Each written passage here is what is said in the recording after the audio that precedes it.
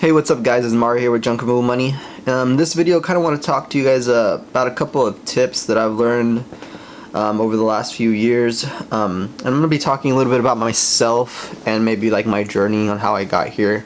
I know I've spoken about it before in other videos, but I think it's important to talk about professionalism and how your business is a reflection of you, really.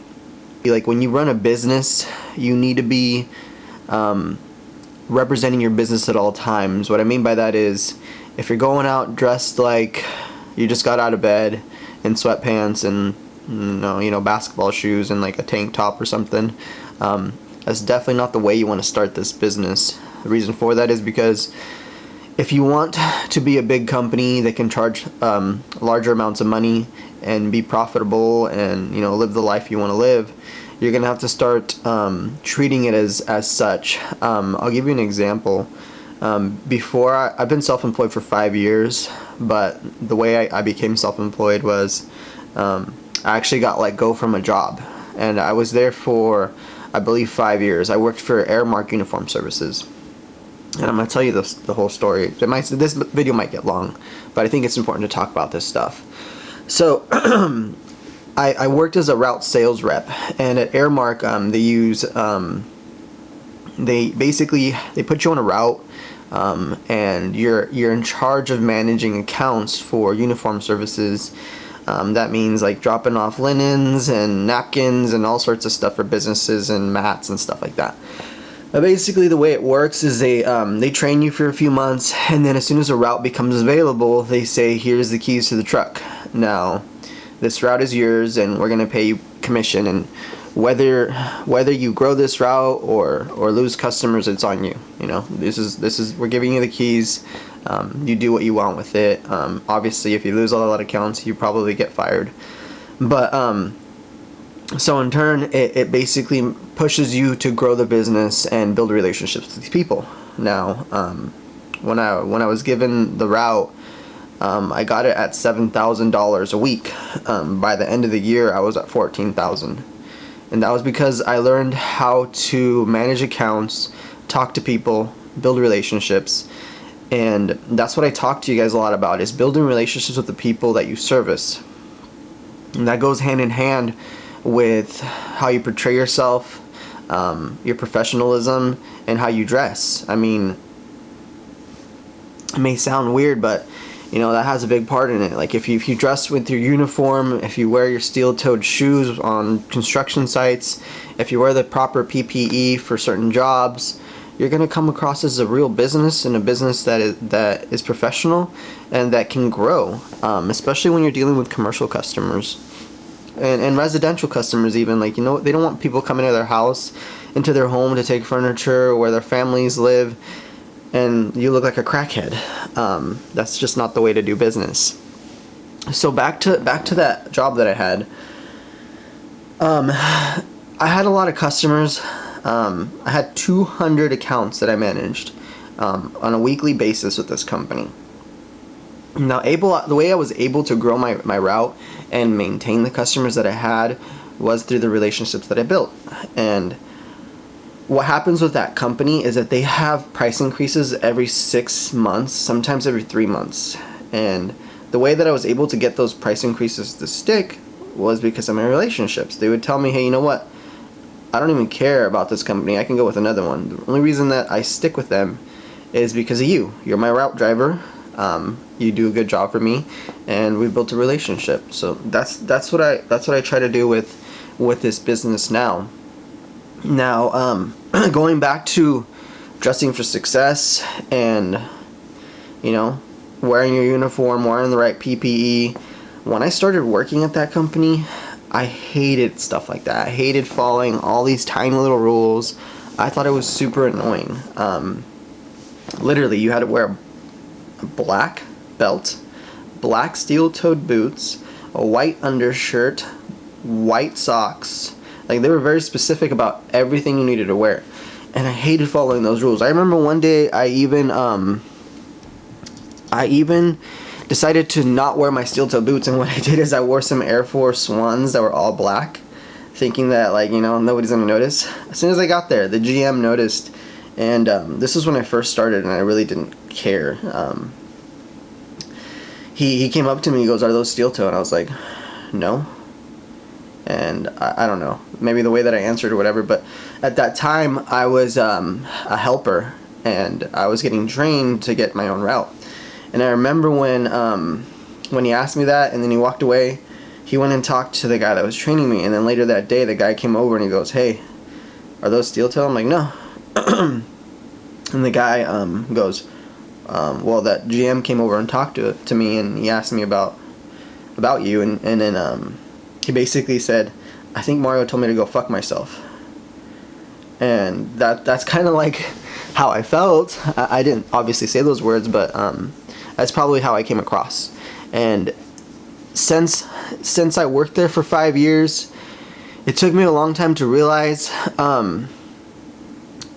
that all that stuff is really important. And now I realize it in my business, that even those big companies that have all these rules, they have all those rules for a reason, and it's an image of the company, and that's why those companies get so big, is they're structured, they follow all these rules. And it's something that that I was fortunate enough to, I guess, experience in a way.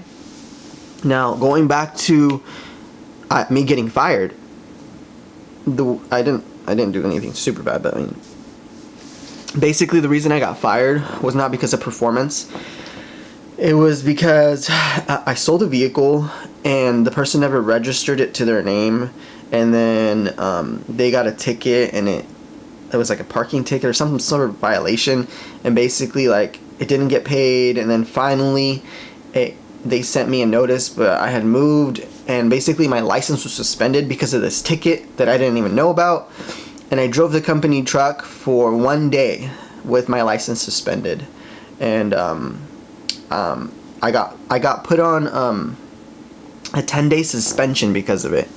And I mean, I made good money at this place. I was making 6 figures a year. So when I got put on the 10-day leave, I was really panicking. I was like, what the heck am I gonna do? Like, you know, it's not that easy to come across another 6-figure job, and something that you're good at, and something that is, you know, something that you might enjoy doing. So in those 10 days, I had already been doing some sort of marketing online, and I just decided to take that time and build on that. And that's what I did. I built an e-commerce business within those 10 days, and within those 10 days I made $3,500 while on suspension. So when I came back, I wasn't really too scared anymore to get fired. And they did let me go, but honestly, like, that was a blessing in disguise. And what I want to get to by this is, I know it's hard to take a leap of faith and build your own business and get started not knowing what's going to happen, but sometimes you need to put yourself into a difficult situation to push yourself hard enough to build something bigger for yourself. So whatever it is that you have to do, I mean, I just talked to my friend, he's into music production, and he works at a hospital, and I just talked to him last week, and I asked him how his music stuff was going. He goes, well, I actually decided to not quit my job, but put myself on call instead of working full-time. And he goes, I was just too comfortable getting my hours, making decent money, and then just putting minimal time into what I really wanted to do. So he's like, I put myself into a more, I guess, stressful or difficult situation to kind of push him to actually do the stuff he wants to do. And sometimes that's what you have to do. You just put yourself in a tighter situation, and that's going to force you to take action. And luckily for me, I had no choice, you know. I got fired, but that drove me to starting a business, and I haven't worked for anybody for 5 years. So I did e-commerce for 3 years. So with e-commerce, I was doing about $750,000 a year. And then that slowly started to dry up, so I was looking for another business that could have really good profits and something that wasn't too difficult to do, and it matched with the things that I knew how to do already, and that was junk removal. I really saw something there, and I love it. It's a great business to get into. It's still young. There is competition out there, but it's manageable. I think there's enough work out there for everybody. So if you're looking to start now, I think it's a great time to start. So like I said, guys, dress for success. I mean, there's tons of companies that I see around town. I can think of one at least that could use some dressing for success. You know, I mean, some of their dudes look like crackheads, and if a truck could look like a crackhead, the truck looks like a crackhead. And it's not to put anybody down, it's just maybe they're not aware of how important those things are to a business. So I just want to make sure that you guys start off on the right foot, dress for success, and treat your business as a real business and a business that can grow. See here, I have a key that I got yesterday. I don't know if it's focusing on this or not, but so this key, I call this the $9,000 key. I got this key yesterday from a customer who wants us to do a house clean out, and we're gonna start the job tomorrow, so I'll be filming this job, and it's another big job, and I keep getting these big jobs because of my professionalism, building relationships with these people, getting them to trust us, and doing the work that we're promising on doing. You know, we deliver every single time. And there's no dump fees with this job. It's a $9,000 job to clean this house out. They're providing the dumpsters. I've talked about these jobs before. I've only been working with this customer for the past month and a half, and we've already done 4 houses, and they're big jobs. So right after we're done with this one, we're gonna start a $5,000 demo job, and then right after that, a $9,000 demo job. So follow these steps, guys, and you'll be able to build a business that will last a long time and that will give you the lifestyle that you want.